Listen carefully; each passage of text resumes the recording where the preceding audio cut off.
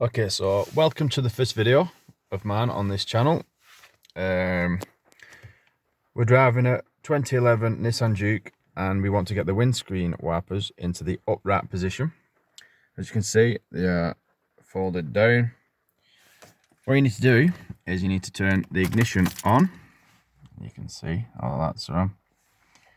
And then turn it off, and within a few seconds pull back on your wiper lever. And as you can see, the wipers are now in a vertical position. This will allow you to pull them off and put new ones on, or clean down there, whatever.